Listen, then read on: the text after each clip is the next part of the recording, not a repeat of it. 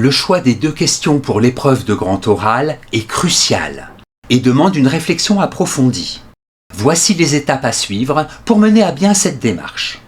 En premier lieu, priorité à la dimension personnelle. Profitez de la chance de pouvoir choisir votre sujet pour choisir un thème original qui vous intéresse et vous motive.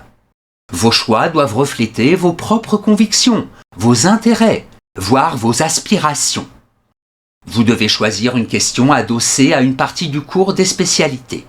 Soyez également à l'écoute de l'actualité. Elle peut être source d'inspiration. Et pourquoi pas un sujet de grand oral portant sur votre futur métier. Parlez-en avec vos amis, avec votre famille. En deuxième lieu, un choix de sujet sur plusieurs mois. Prenez le temps nécessaire pour explorer différentes pistes et affinez vos choix au fil du temps. La qualité de votre préparation en amont sera décelée par le jury lors de l'épreuve. Et cela vous évitera d'être pris ou prise au dépourvu lors de l'entretien avec le jury. En troisième lieu, l'hésitation comme processus. Ne craignez pas les périodes de doute, d'hésitation, car elles font partie intégrante du processus de recherche et de sélection. Prenez le temps nécessaire pour évaluer vos idées avant de prendre une décision finale. En quatrième lieu, les interlocuteurs.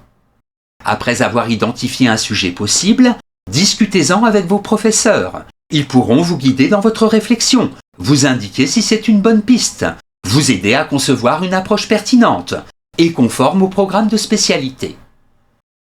Consultez différents enseignants qui peuvent apporter des perspectives différentes et ou complémentaires. Demandez également conseil aux documentalistes de votre lycée.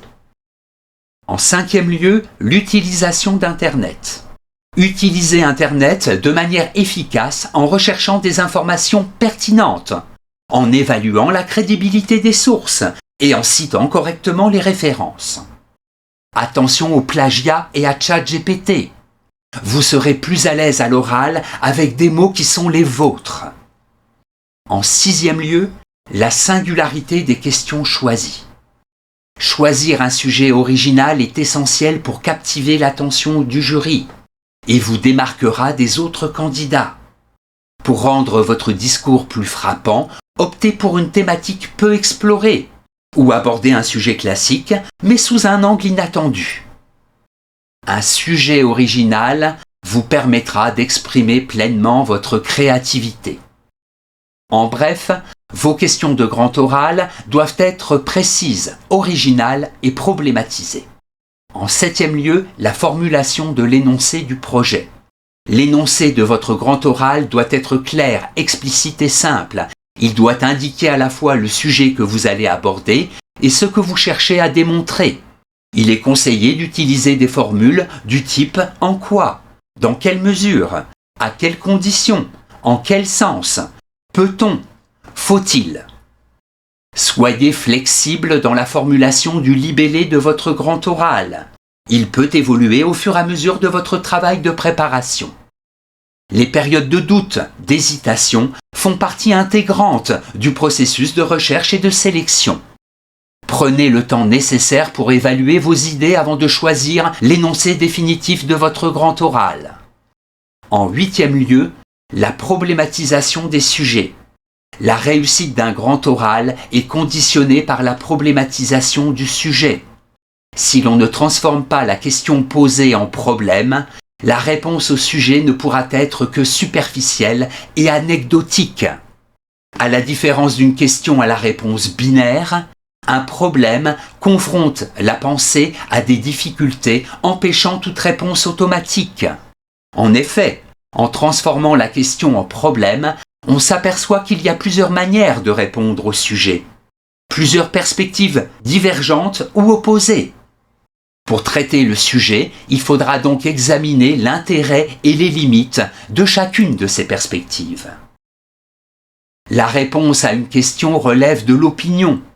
Le problème, lui, relève de la réflexion, c'est-à-dire de la pensée.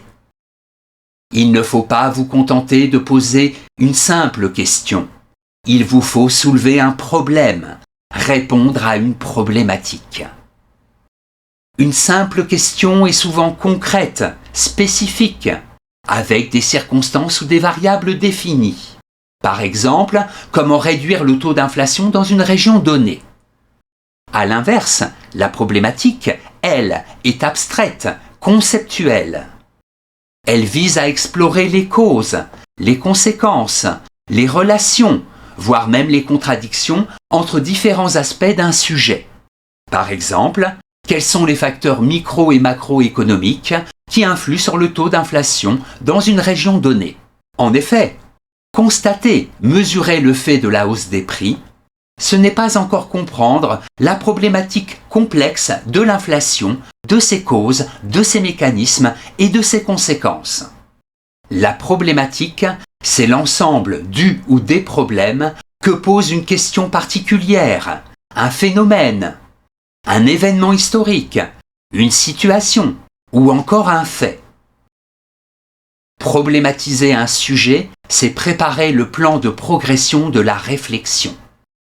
Par exemple, pour le sujet, une culture peut-elle être porteuse de valeurs universelles, en HLP?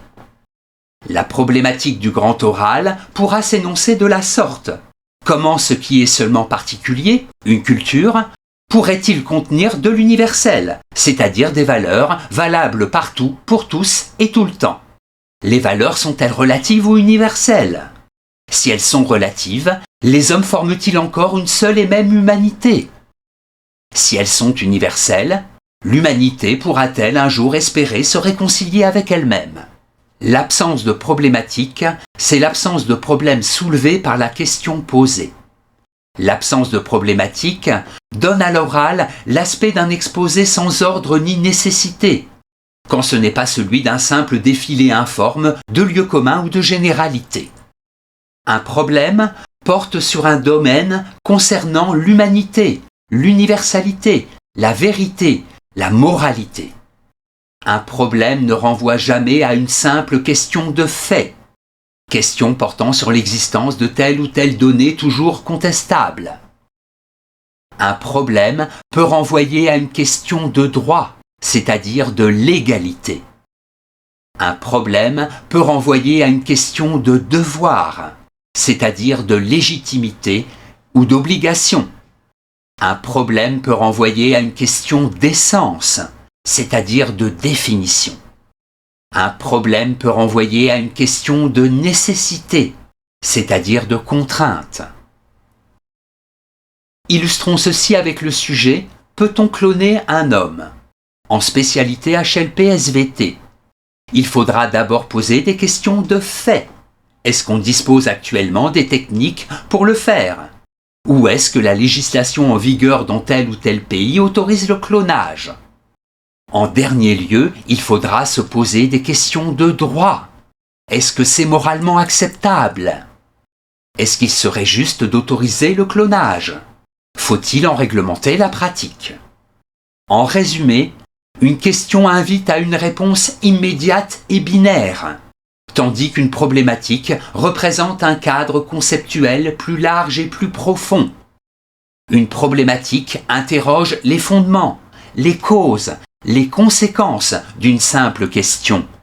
Elle invite à proposer des solutions, voire même des résolutions. Merci pour votre attention, à bientôt peut-être.